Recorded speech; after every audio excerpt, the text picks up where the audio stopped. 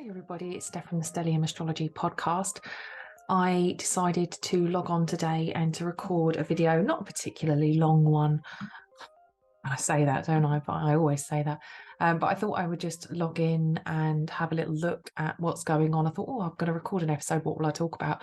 And somebody just messaged me to say that the disgraced television personality, entertainer, Rolf Harris has just passed away, I think, on the 10th of May.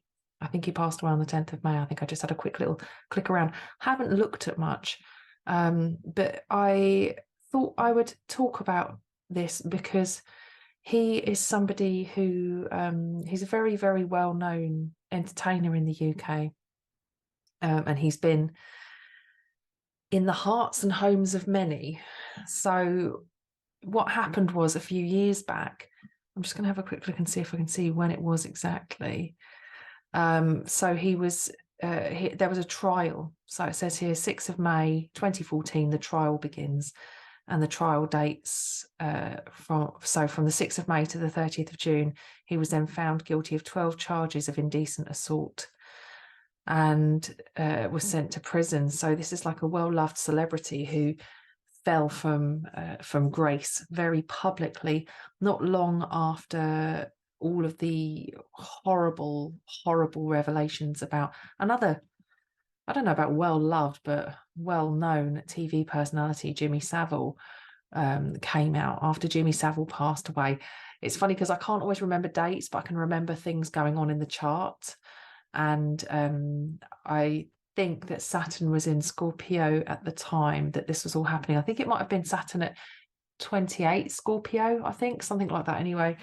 And yes, Jimmy Savile and Rolf Harris were both very, they'd often been pictured together. Not that they went out and did, this sort of thing together, but not that I know of.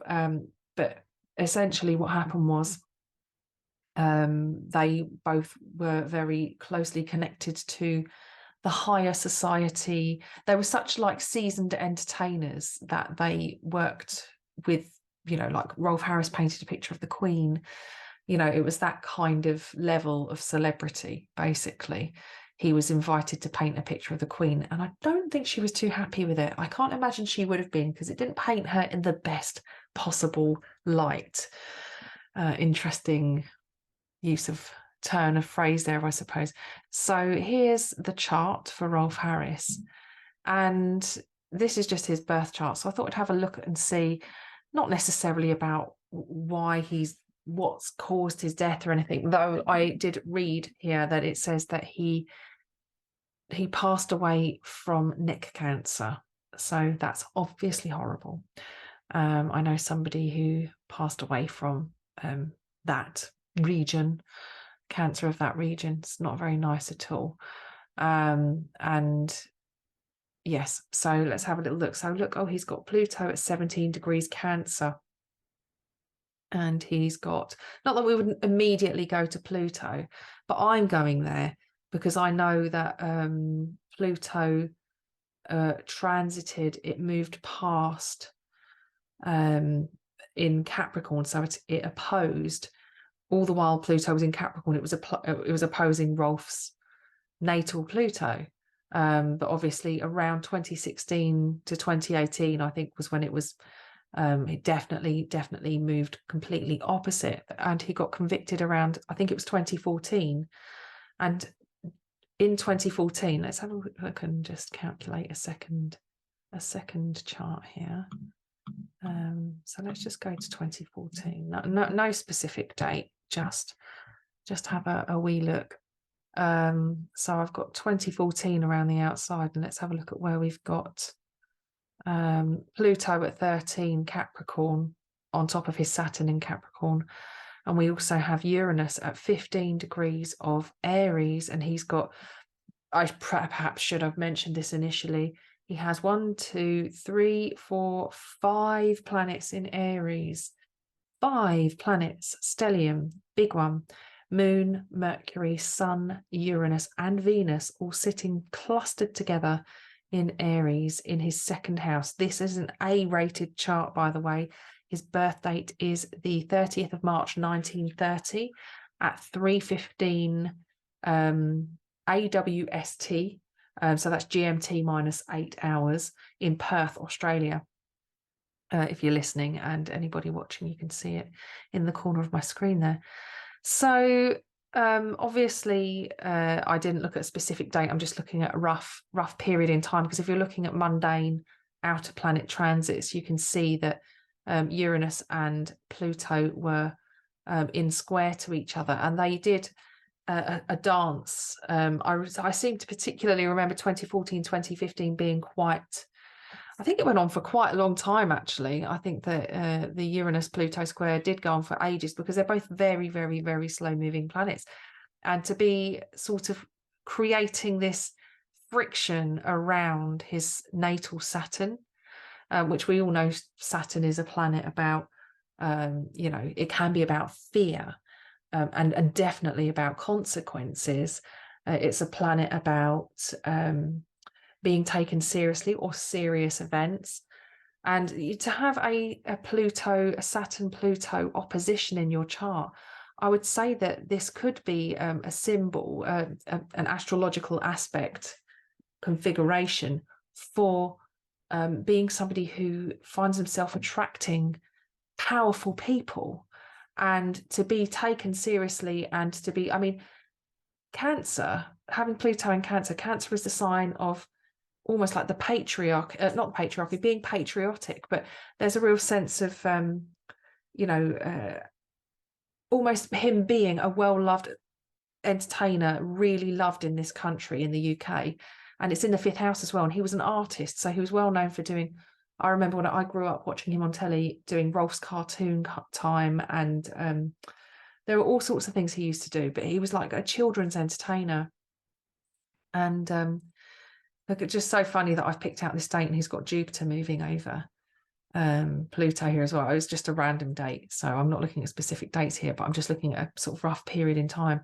But yes, having Pluto in Cancer, it's almost like he had this kind of position of power because he was so trusted, and we sort of elevated him because he was such a lovable, talented, interesting person. And it's quite sad, really, because it's always sad when somebody reaches a point in their career where they actually are so powerful they can have whatever they want and do whatever they want, or that's what they think. And you hear over time people who have fallen from grace because they have decided to take advantage of that position. And, you know, it's disappointing, particularly when it's a really well-loved, well-trusted celebrity. So, yes, this was unfortunate. And having Pluto moving over your natal Saturn, it can be quite difficult times. I did have, I was very young when I had my Pluto go over my Saturn, very, very young, but I had Saturn go over my Pluto. Not that it's the same transit, but this combination, this Saturn-Pluto combination, we've all lived through recently a conjunction in 2020, January 12th of January 2020, the Saturn-Pluto conjunction occurred, and it was not, I can't say it specifically caused the pandemic, but the pandemic was overshadowed by this planetary configuration. And often these two planets, when they get together, they do see a kind of often like epidemics or pandemic type events occurring. Not every time, but I think in the 80s when there was the Saturn-Pluto conjunction, there was the AIDS epidemic, which has since been declared as a pandemic in later years because of the way that it's spread. It's a different type of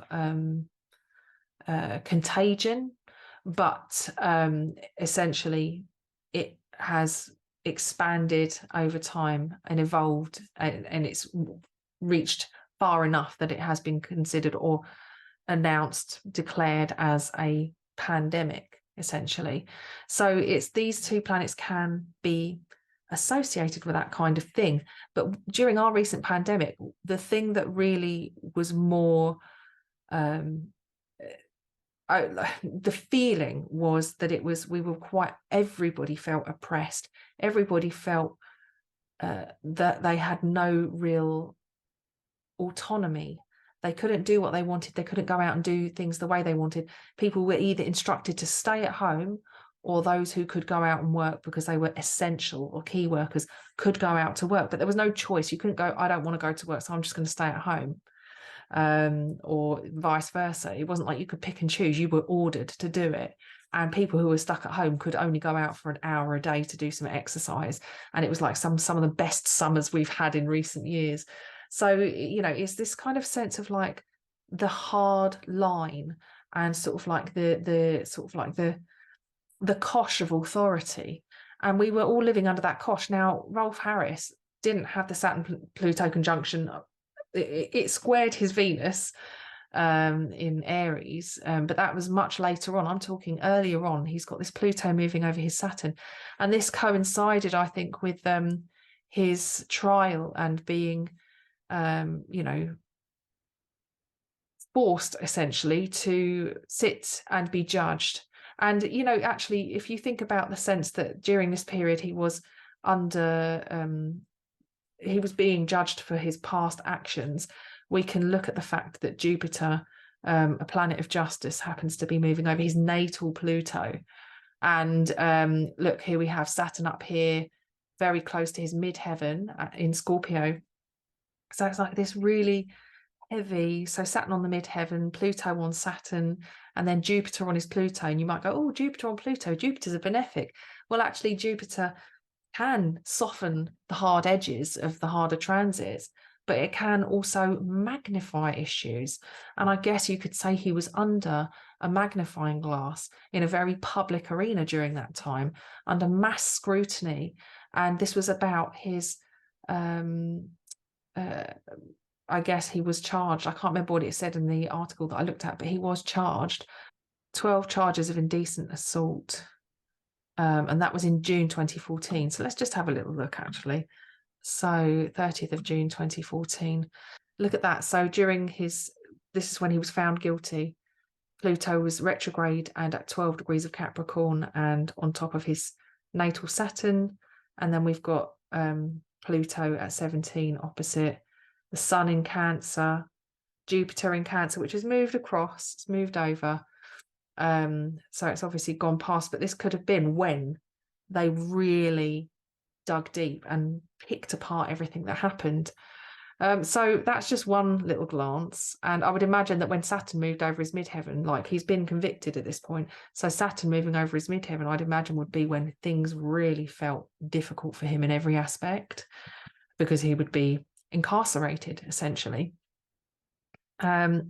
So yes, and Uranus as well moving. So this would have been his Uranus return as well, this Uranus return transit, which happens once in a lifetime at 84 years of age. I think that's pretty much standard when you turn 84, Uranus, because that's how long it takes to orbit. So for Rolf, he, I guess, had spent his life in a very Aries second house way, being loved for being an entertainer who was very quirky, very unique, very artistic and very creative, as you probably expect. Somebody having a second house stellium with the moon involved, with Mercury, with his sun, with Uranus and with Venus. They're all planets which inspire a very unique version of you. In Aries, it's very much about promoting individuality. And unfortunately for him, in the second house as well, it's about possessiveness and ownership. And I suppose you could say that there's an attitude of, I'm not saying that he, everybody with this placement would be controlling, but perhaps there's an element of seeing life and people and things as, particularly when you get to a certain level of power, as being yours. You can do what you want with it. If you're used to having what you want because people give you everything because you are that level of celebrity, it could be the sense that you are actually You know, other people don't matter as much, and it's for the taking, essentially. Interesting as well to see that at the time that he was found guilty of these crimes, Mars was in Libra, opposing all of his Aries stuff, which it was just about to oppose his Venus as well. Which, if you think about Venus and Aries, what is it that they value the most? I guess it's their freedom, their ability to express themselves in their own unique way without apology. So for Mars to be in Libra opposing this, I guess you could imagine that to be like justice, because with Libra being a sign about it's definitely connected to law and creating a sense of balance and justice as well. It's very connected. So Mars there is basically holding him to his holding him responsible for his actions, basically holding him accountable there. In the 8th house as well, which describes what he's been getting up to, you know, and being able to keep, to a certain extent, keep a lid on it.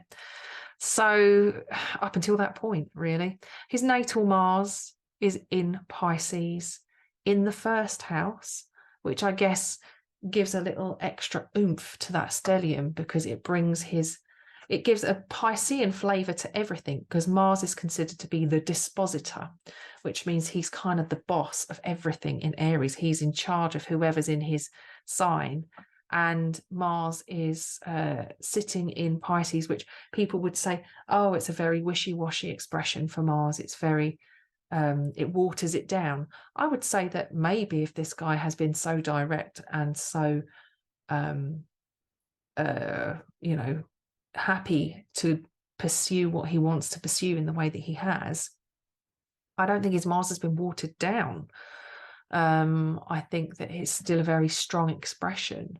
Maybe what he has, I mean, it certainly lends another, it changes the communication method of Mars in a sense, because he's got Mercury in Aries. So you'd think that Mercury in Aries, maybe you would say, oh, well, it's not really a poetic placement for Mercury. It's not really a musician placement, because it's not kind of, you know, it's much more direct and quite blunt, and it sort of says what it wants to say.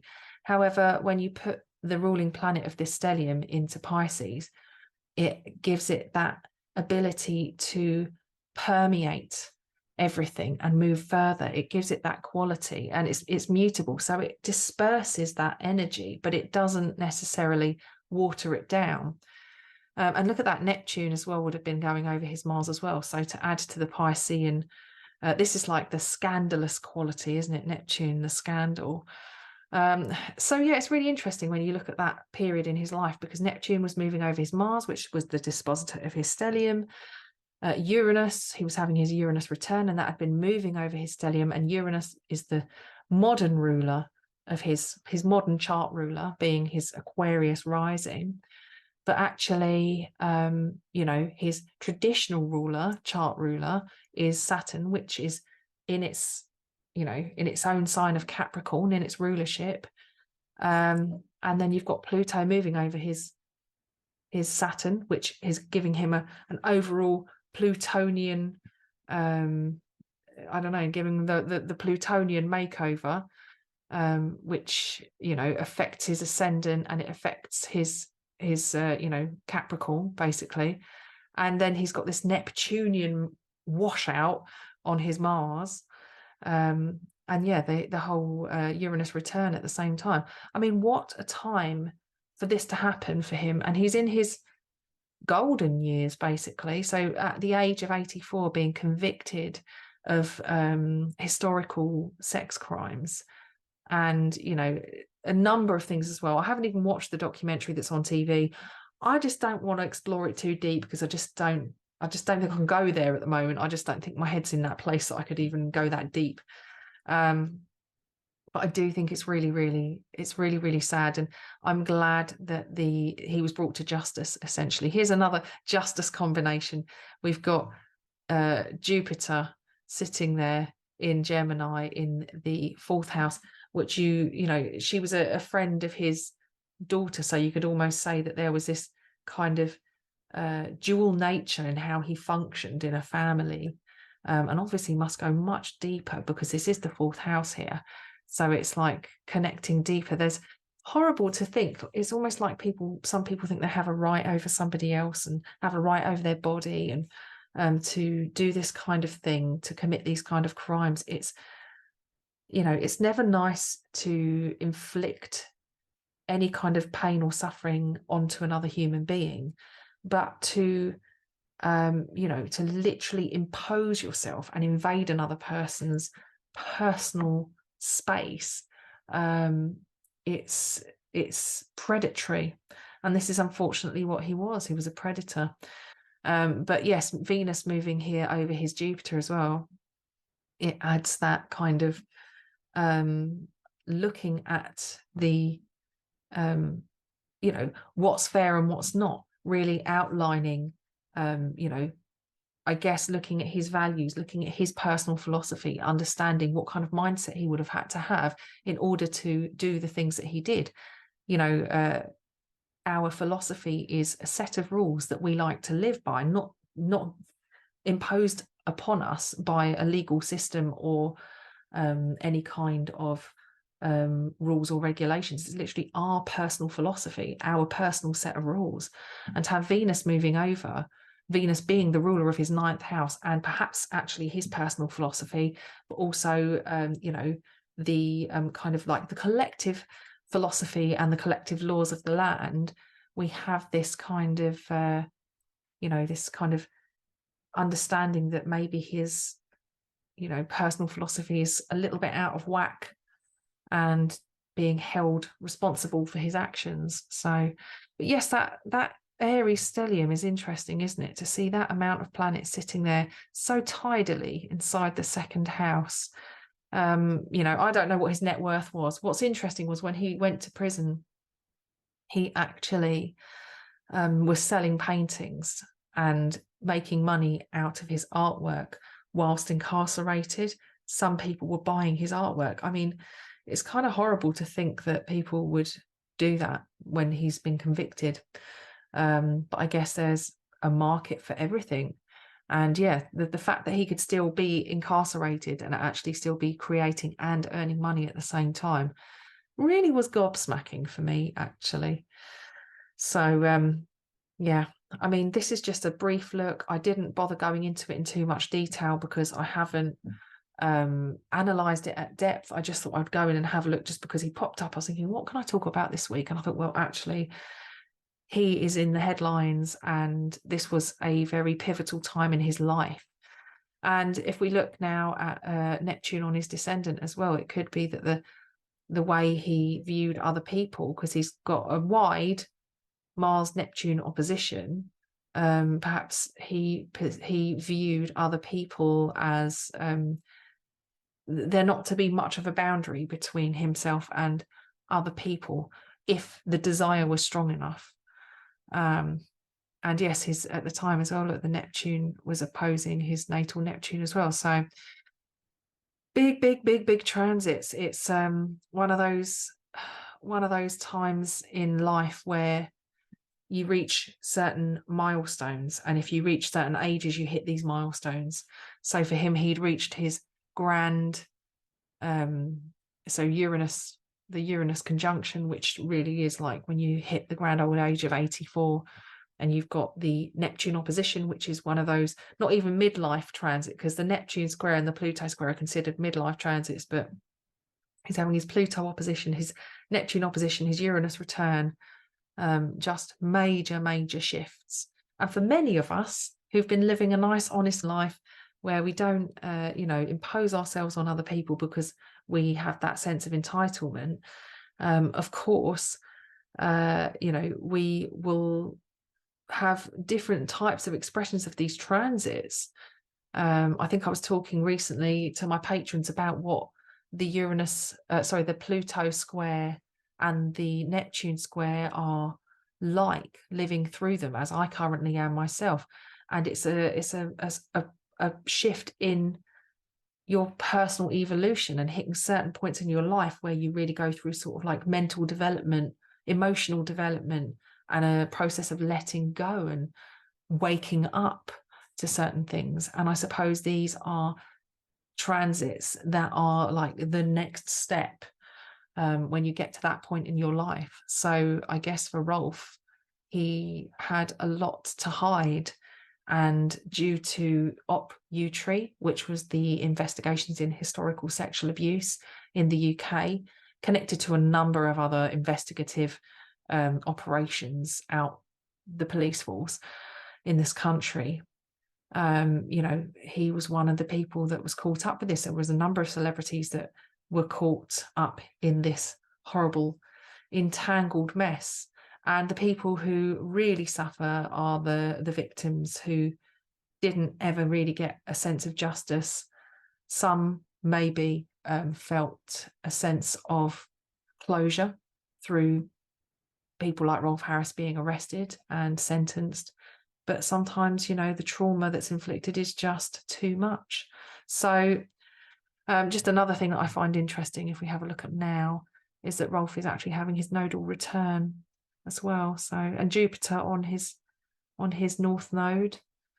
What an interesting life to lead, to have to get to such heights, to reach such heights, and to fall from grace so hard. And look at that, yeah, Chiron at the moment, sitting there, moving over his stellium. Yeah. Oh, look at that, Venus today, and the moon on his Pluto. Well, no wonder I decided to talk about him. It's not a particularly nice subject, so I do apologise. It wasn't meant to be dark and doom and gloom, but I guess when the moon's in conjunction with somebody's Pluto, we have to explore them with a fine-tooth comb. So I hope you found it interesting.